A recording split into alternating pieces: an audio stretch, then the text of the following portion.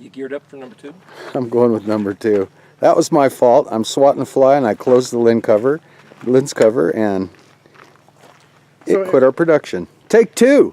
Eric, if I may take this opportunity, this little break we have here. Sure. And I'm wondering if the aleph represents I am, I will, then why wouldn't Yahweh's name start with the aleph? The only way to really know what any of these letters mean, there's 2 ways. One is the letters themselves are words that mean something. So for example, the word spelled aleph, in Hebrew modern letters you'd have aleph, lamed, pei. Aleph means ox. Bet, which you'd have bet, yod, tav, literally means house. So you could take the modern letters and you could read these. Every letter, the name of the letter is exactly what the picture is. There's no mystery there. Well, that's not true. There is a mystery on a couple letters. The letter tet, te means snake. The word nachash is snake, not tet. But tet is something round, like a full basket. Or a snake coils when it's getting ready to strike or protecting itself. Right. So then they say, well, something round must be a tet, so a snake sometimes is round, so let's call it the tet of snake. You might as well call it the wheel of your ATV. I mean, the moon is round, call it the moon. Okay. The point is, there's different ways that people play into the meanings of the letters. So you can either look at the meaning of each letter. Tell you what, as an instructional video here, let's do that. Aleph is ox. Bet means house. Gimel means camel. Dalet means door. Hey means literally the word the. The Vav means the word and Zion is a weapon. Now, the letter Het literally is a fence, although there's another word that means fence. Het is a fence. Tet is a, you might say, a round basket, and there's the allusion to the basket being full. So sometimes the tet is written like this. There's a basket shape in X, that's stuff in it, and look at it, it's kind of filled to the brim. The yod is a hand, and the hand is like this. It grabs like this excavator bucket, and it grabs a hold of stuff and does work. So you'll see that I've done a couple videos before using an excavator hand representing the yod. So I'm going to write the word excavator here. And then you have these other letters, which is an open hand, like the palm of a hand. So you can say, here's the thumb, and here's before. So there's the letter Kaf, right? And then Lamed is a shepherd's staff. And the shepherd's staff is the authority over the sheep. Mem is simply water.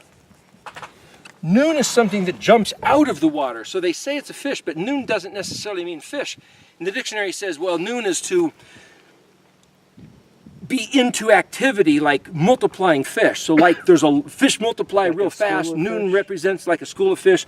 Nun represents something in action coming out of the water. Well, you can also see in here plants coming out of the ground and growing, or a chicken coming out of an egg, or you could say a baby being birthed out of a womb, or a fish jumping out of the water. So Mem and Nun are actually connected with water and that which jumps out of the water. Like a new birth. Like a new birth. Samik, this looks like a telephone pole, looks like kind of a tree, looks like kind of a backbone and ribs of a skeleton. It looks kind of like a trellis, or the ship's mast of a square-rigged ship. You know, the big mast with the 3 yardarms on it? Absolutely. So this word samik literally means basically a support system. It's like the branches on a tree. Branches on the tree, or the skeleton. This ayin literally means the word eye. Pei literally is the word for mouth. Zadi has a sprout coming out the side. So it literally means side, or some reference of something coming out the side. Like a fish hook. So it's a picture of a fish hook, but it doesn't necessarily mean fish hook. And they say actually Zad can mean hunter, because hunter is Well, they with say the he's bow got and his knee up arrows. in the air, or he has a bone. I'm just saying, as soon as you start zeroing on a meaning of a word, it spins into all these other things, like the banyan tree thing. Kuf is sometimes drawn like this, or like that, or like that. It's a sun on the horizon, but it's actually a combination of a 1 and a 0, like a binary code. Okay. Male and female. It's this duality of a straight line and a 0. So here you get the kuf drawn like this, and the modern letter kuf like that. And like I say, sometimes it was drawn like that, sun on the horizon, or the eye of a needle. Those are all the pictures. And they say drawn like this, if you could picture a guy's face here, well, this represents the back of the head and the neck. So it represents that which comes later, the long reach into the future, like the sun on the horizon. It's actually the letter kuf in the word Yaakov, which means talking about his heel, or the heel is what follows you. So the sun on the horizon is the end of the day, or it's similar to the word for dabar, as we spoke in the last video, of that which follows. So kuf can mean the back of the head, or that which is following. Resh is the front of the head, or the top of the head. So it's the face of what would otherwise be the letter kuf back here. So the resh is like this head, or this notable. So the word spelled hey resh, har, is mountain, just this big mountain, because the mountain is the peak. So you look out here and you see, well, that little bump in the ridge, that would be the har. And, well, gee, that tree stands up beyond all the others. Maybe that's the hey resh. It's something that you note. You could look into the sky and say, hey, see those airplanes way out there? I'm taking note. They're obvious. And in a way, those airplanes are resh, because I can take note of it. A woman who's pregnant and starts to show is the word resh. As we mentioned in the last video, the word spelled resh, aleph, hey, means to see, put on an exhibition, make visible, make understandable or perceptible. It's all being able to see something. That's what resh is about, even though the word is simply head. Shin is teeth. Shin literally means teeth, but it also can mean fire, because it's something that consumes, like teeth or fire. And then tav is basically a sign, like a target or a symbol. So if I drew a picture of a target, that's a symbol, and you go, oh, if this guy's got a bow and arrow over here, the arrow goes to hit the target. So that's the. So if I just draw a target, sorry, these markers are drying up. If I drew a target, you might say, I know what that means, even though it's just a symbol. It's a symbol of the goal that we're approaching.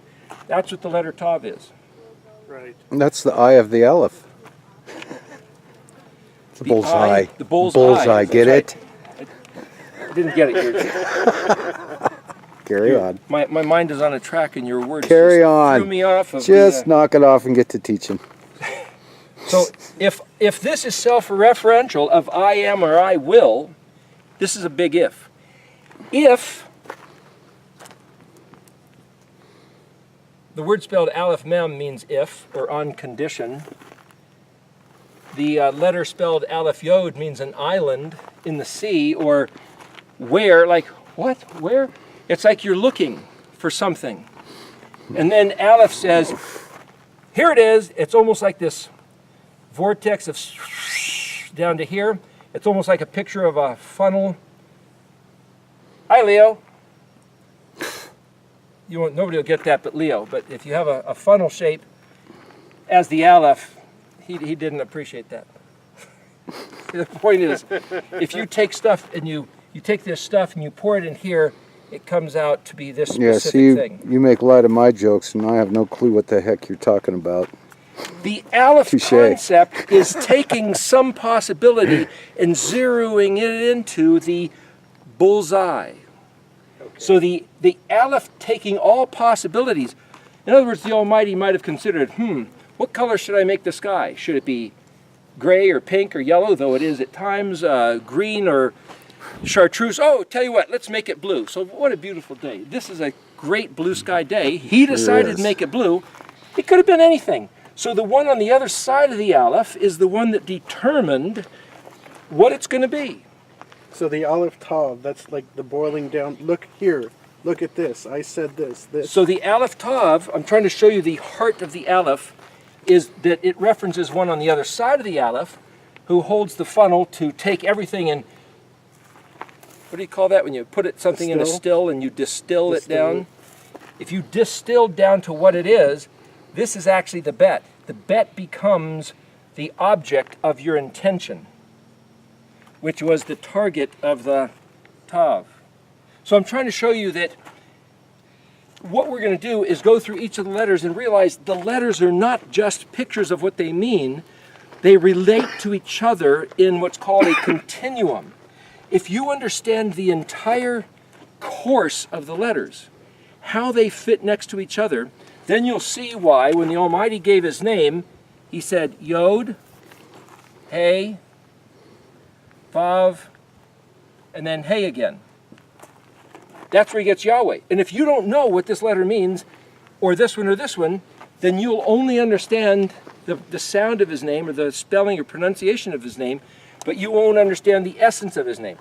If you go back to Exodus 3, he didn't actually say, my name is Yahweh. What he said is, my name is Ehyeh, Aleph, Hey, Yod, Hey. And then he says Asher.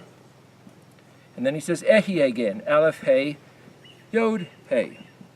So this word is the same as this word, and it's translated as either I am or I will. So when you said, hey, how come the Almighty Creator didn't spell his name starting with an aleph if he gave us his name? He did. He did. It's Ehyeh. I see But that. then he says, Moshe said, who shall I say sent me? And he says, Ehyeh, Asher, Ehyeh. Tell them Ehyeh sent you. But then a couple verses later he says, however, Next verse. Yod, Hey, Vav, Hey is my Shem Zakar. The interesting thing about the word Zakar, spelled Zion, Kaf, Resh, this is the letters Z, K, and R. Again, you're reading that direction, so it spells Zakar. Zakar is where we get the word Zachariah, is Zachariah. So the word Zachariah, literally, this is the word that means remember. Remember Yah. So Zechariah means remember Yah. However, it also means to commemorate, but it also means man, or male, or masculine. As in the father's name, the paternal name. You might say it's actually paternal. And it's actually like the blade of a tool, like a shovel. Is it the blade or the point, Derek? Well, it's actually a pointed tool that you might use to plant seeds with. Like you punch a hole in the ground and plant seeds in. The father's paternal job description is to plant the seeds for generation after generation. So he says Yod Hey Vav Hey is his Shem. Remember, Shem is not just name, but it's fame, renown, reputation. It's the functioning tool. So you could say, well, there's an excavator. What's it do? It digs holes and it pushes and carries stuff. So the Shem of this tool is not just excavator or Kubota, but the Shem of this tool is, it's got these great tires for going over an irregular surface, and it digs holes or pushes or lifts stuff. That's the Shem of this tool. So the Yahweh Shem serves the function of planting the seed, which he said was his word, to perpetuate his remembrance throughout the generations. That's what the Shem of Yahweh is. But you wouldn't know that unless you dug into the words, and then you wouldn't know why he said that unless you look what these words, these letters mean in the continuum. What does that mean? Briefly, when I say briefly, we could go on for hours about this subject. If this means I am, like the one who chooses to aim the arrow at a specific target, it could be there, it could be there. He determines the target. He determines how far back to pull the bowstring, for what kind of strength, what kind of trajectory. He determined the whole thing. House, camel, door. Bet is also kind of a tadpole shape, like an embryo.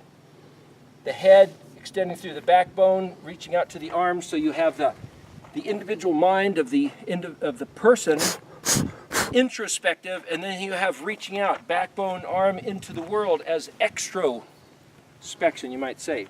So this, you might say, represents in, and this is interior and exterior, you might say, or personal and social.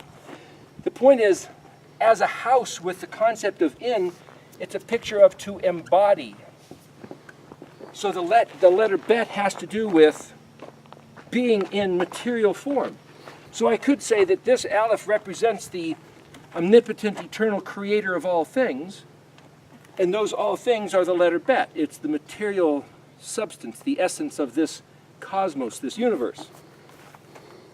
Gimel is a camel, but it's the letter in modern Hebrew with a foot. There's the foot, there's the neck, there's the head. That's the way the pictograph looks. And if it has to do with a foot, then this is where you get the concept of a verb or the action, whereas this letter bet means to embody. That's where you get the concept of a noun. So you could say I am or I will has to do with intention, or determining the purpose or the goal, or aiming the arrow to the target. So if the aleph, who builds the nouns and sets everything in motion as an action, to the door, what door? The number, the fourth number, 1, 2, 3, 4. In Hebrew, the letters are numbers. Aleph is 1, bet is 2, gimel is 3, dalet is 4. When people, and I say when people, I don't know who these people are, but it's generally handed down that 4 stuff speaks of earth stuff. And the only correlation I can offer you is we've got north, south, east, west, 4 directions. 4 seasons, winter, spring, or summer, fall. We've Earth, got wind, fire. earth, air, fire, Hang on, water. let me embarrass someone real quick. Smile for the camera.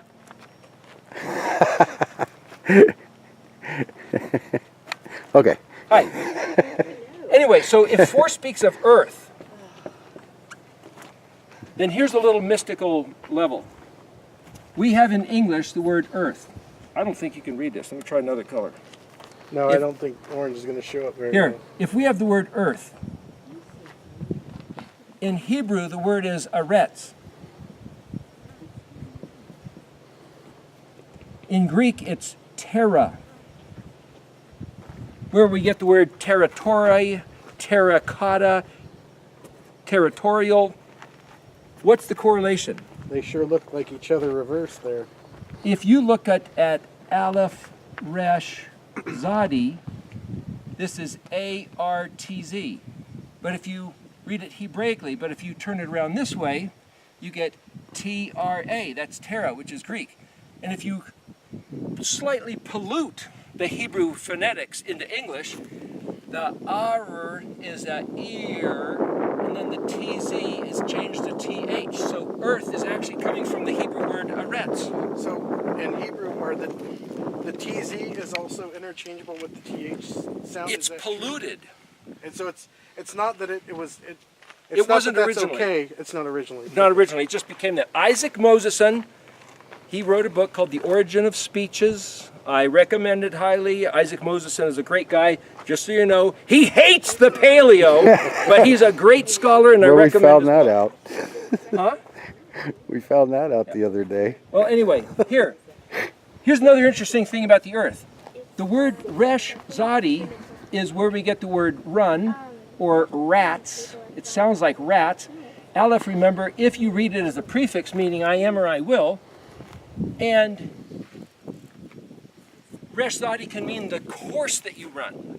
Meaning, if you're a quarter-mile sprinter, the track you run is the resh zadi, which is the quarter mile. If you're a mailman on a route, you the rats of the route of your circulation. Similar to how rats scurry. And That's where we get the word running and like rats.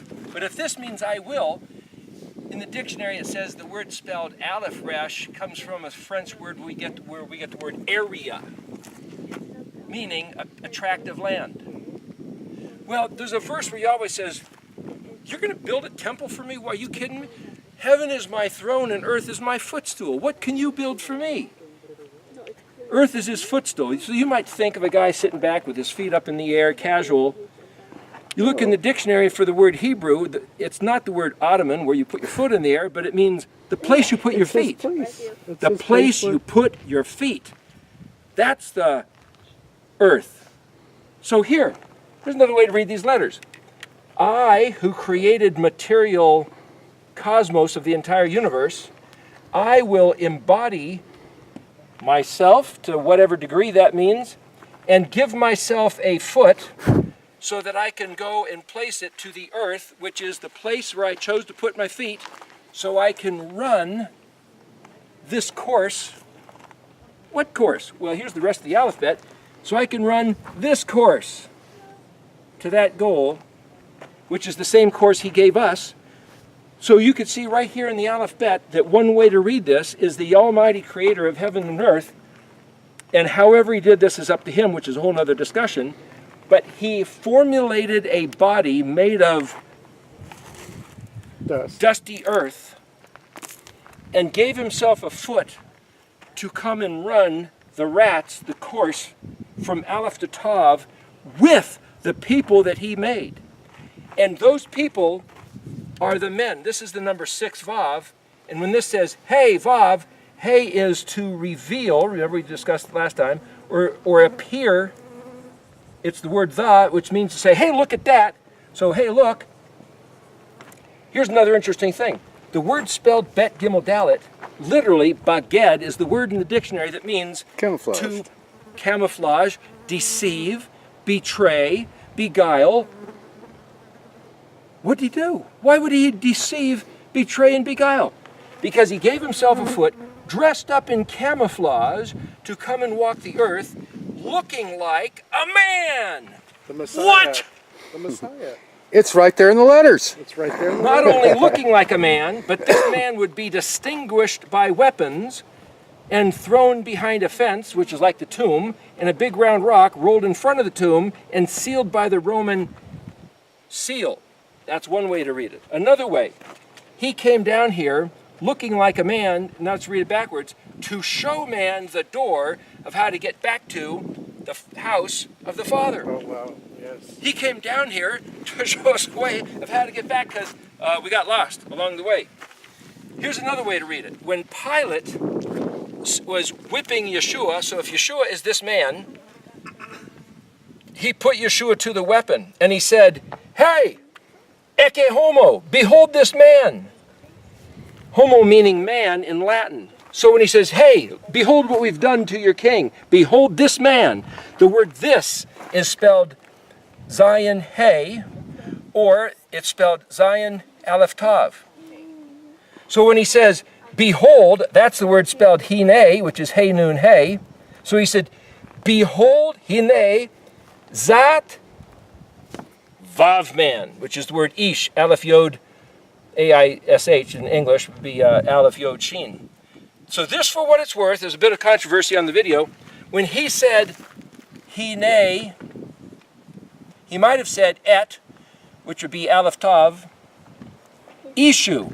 Ish would be man, and if you say man with the suffix meaning he or it would have the vav, and you'd pronounce that aleph, A-I-S-H-U, ishu.